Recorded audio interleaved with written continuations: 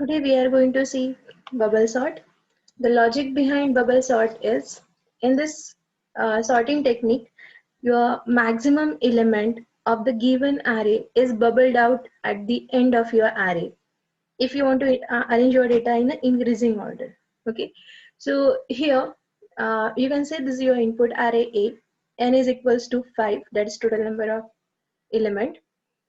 So basically, in bubble sort, what we are going to do, we are going to compare the two numbers in each pass. Okay, so here we will have comparisons between 32 and 25. In this case, we are going to arrange our data in increasing order. Okay, so the first pass, in the first pass itself, the expected one is your maximum element, that is 40, should get placed at the end of your this input array A. Okay, so here 32 is greater than 25. It will check, is 32 greater than 25? Yes. So it will have swap. For next iteration, your input array becomes, the swapping between 25 and 32 will be taken place. So 25 will come here, 32, and remaining array will be unchanged. That is 12, 40 and 6. For next one, you will have comparison between 32 and 12. Is 32 greater than 12? Yes. So you will have swap between these two. For this one, you will have input array 25 will be as it is. Then you will have 12 here, 32 here, 40 and then 6. In this case, the comparison between 32 and 40 will be there. Is 32 greater than 40? So no. That means in this case, we don't require any swapping. For next iteration, your array will be 25, 12, 32, 40 and 6. Now, the comparison between 40 and 6 will be taken place. Is 40 greater than 6? Yes, 40 is greater than 6. So you will have swap between these two. And the input array for the next pass will be, this is 25, then 12, 32, 6 will come over here and 40 will come over here. So you can observe this is nothing but pass number 1. Okay, so in pass number 1, the total number of comparisons are 1. This one is your 2, 3 and 4. That means in first pass, the total number of comparisons are n minus 1.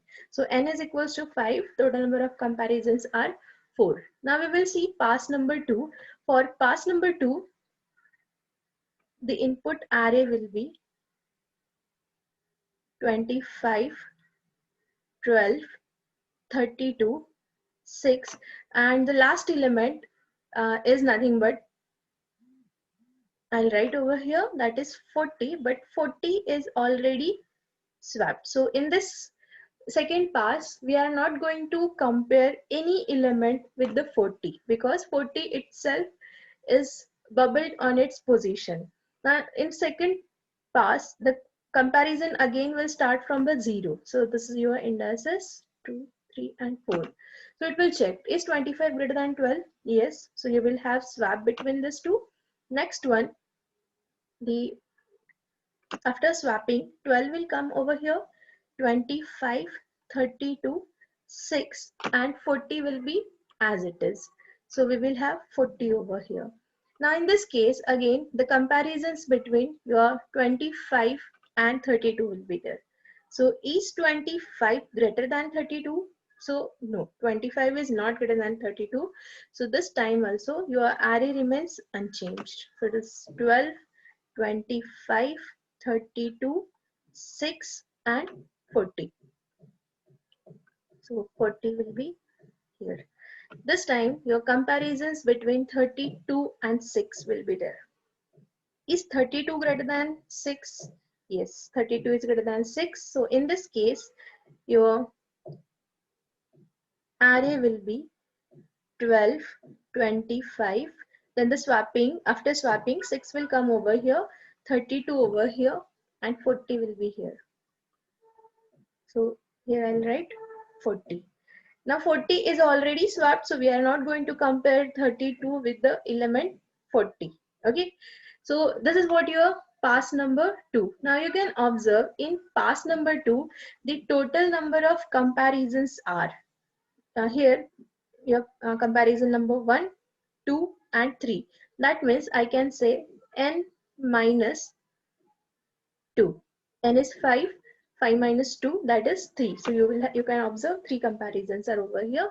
Then I'll write here pass number 3. Now for pass number 3, your input array is 12, 25, 6. Now this time you can observe 32 is already placed on its position. So I'll take here 32 and 40. These are already swapped. So we are not going to include these two elements in the next sorting process.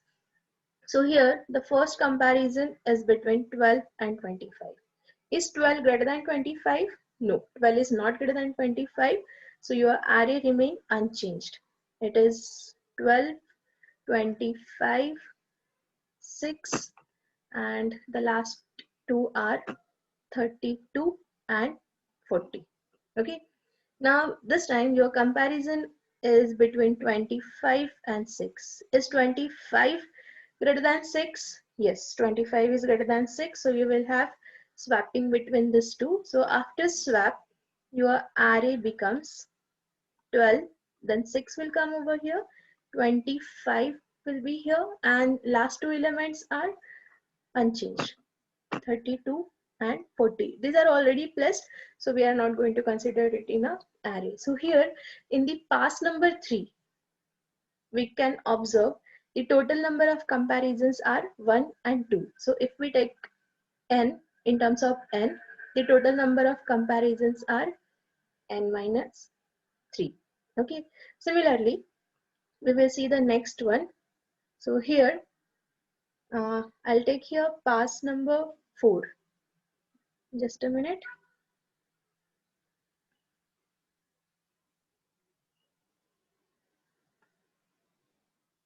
Here I'll write pass number 4. For pass number 4,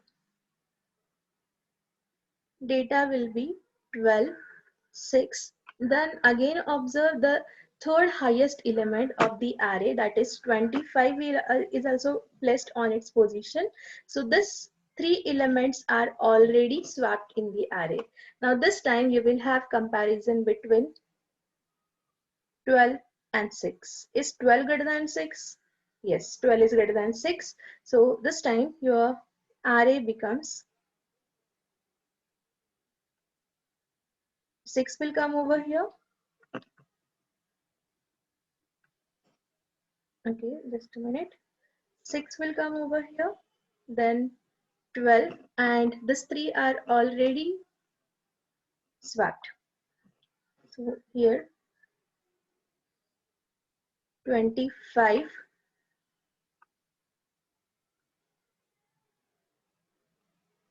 32 and 40. Now one more observation, the fourth highest element is also placed on its position. Okay, so again in this case you can say you don't need to compare it with the other element. So we will stop over here. So in this case your total number of comparisons are only 1. So in terms of n, I can say n minus 4. Okay, so basically here uh, we can take while writing implementing your bubble sort, we will do one thing. We will use two for loop. First for loop is going to use for your number of passes, and second for loop we're going to use for number of iteration. I'll write here algorithm. Name of the algorithm is bubble sort, and we are going to pass input array A and n to the array, that is total number of elements. So for I will start from 0, I less than, then you can observe the total number of passes when n is equals to 5. Total number of passes are n minus 1. So your I should go till n minus 1. Okay. After that, I plus plus. Then next for the j loop starts from 0. Now you can observe over here when your I is equals to 1. So in your pass number 1, your I is equals to 0, sorry, not 1, I is equals to 0. That time you can check how many comparisons have been there. So basically your total number of comparisons are depend on your ith value. So here you can observe total number of comparisons are n minus 1. This is already we have done over here.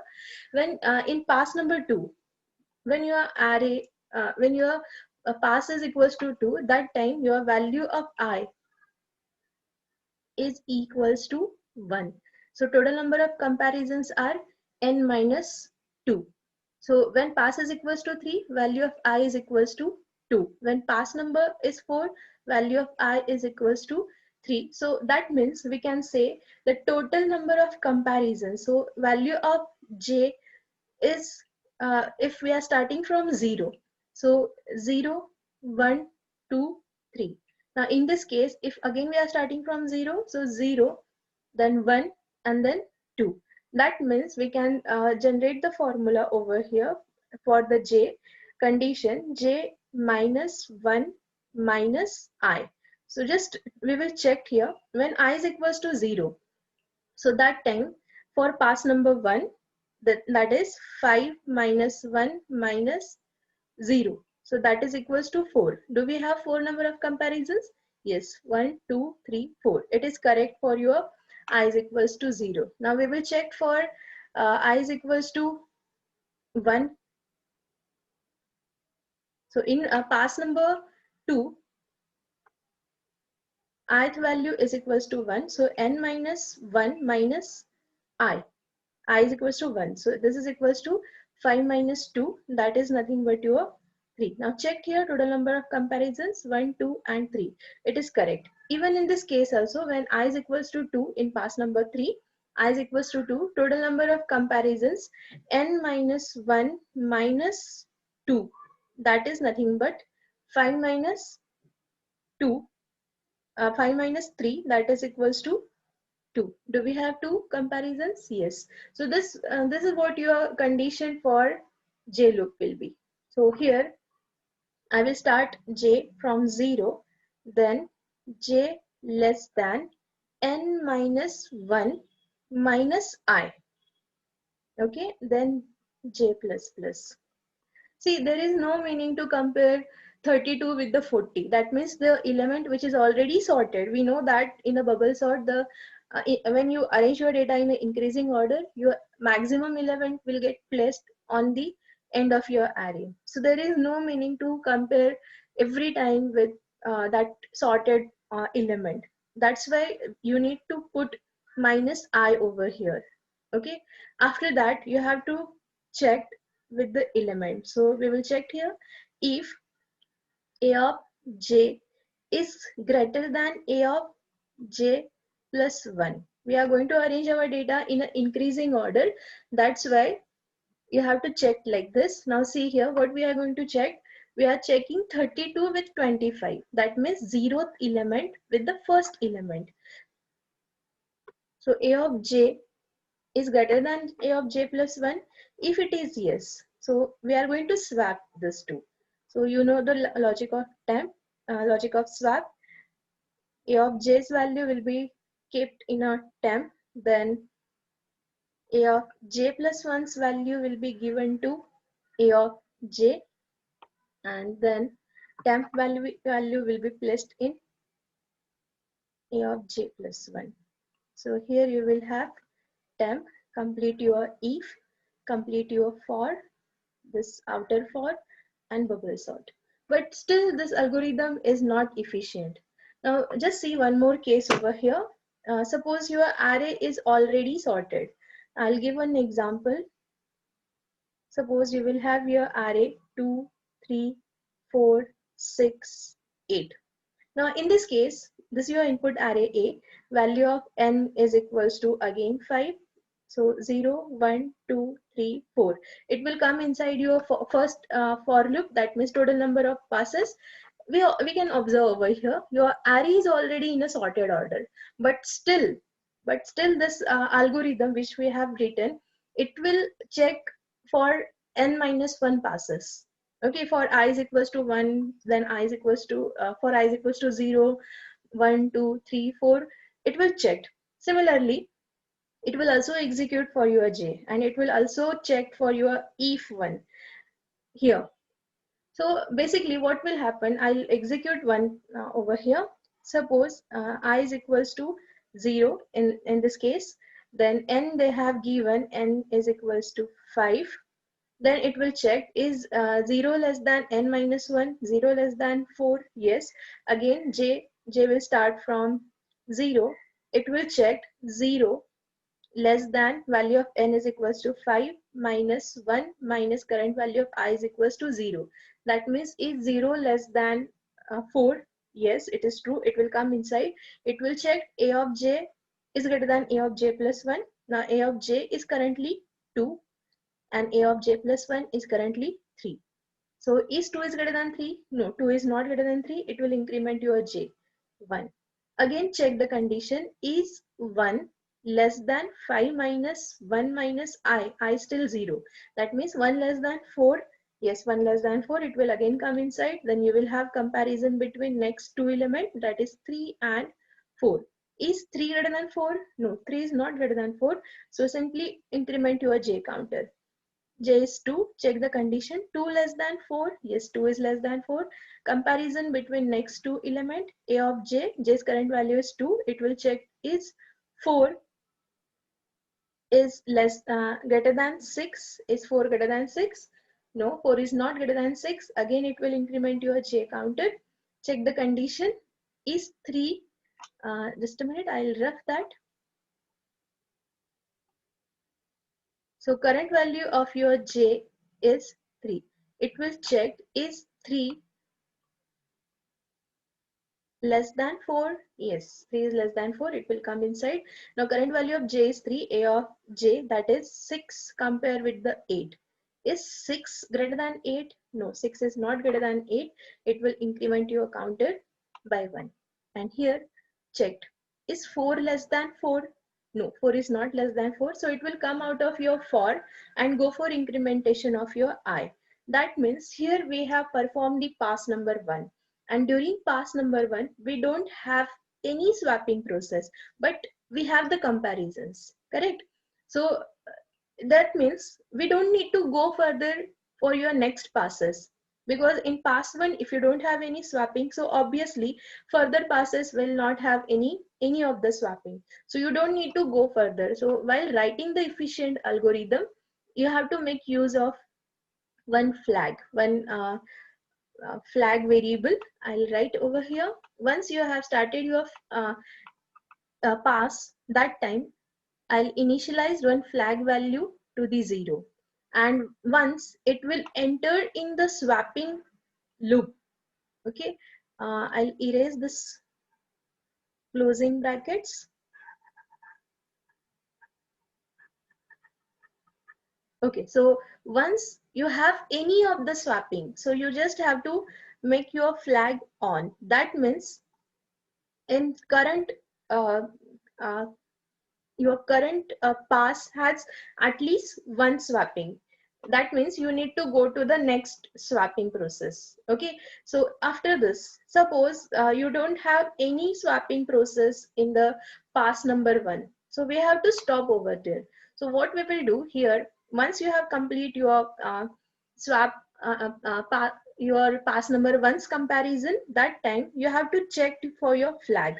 If your flag is equals to 0, double equal to is used for a comparison. That means if in a current pass, in pass number 1, that means it is not entered in this particular if, that means no swapping has done. So you don't need to go for your pass number 2, you just have to simply break. What break will do, break will come out of your current executing loop. So break will come out of your for, which is used for your passes. And here you have written your efficient algorithm. So I'll complete the bracket of algorithm here, and that's it. Here you will have your complete algorithm. Okay, so bubble sort, just we have used the uh, one variable, name of the variable you can take anyone, that is write like a boolean variable which is having value true or false. It will be false initially. If any swapping has been done, we will on that flag, and after your pass you will check whether the flag is on or not. If flag is off, that means you don't need to move ahead. So this is what the implementation of your bubble sort.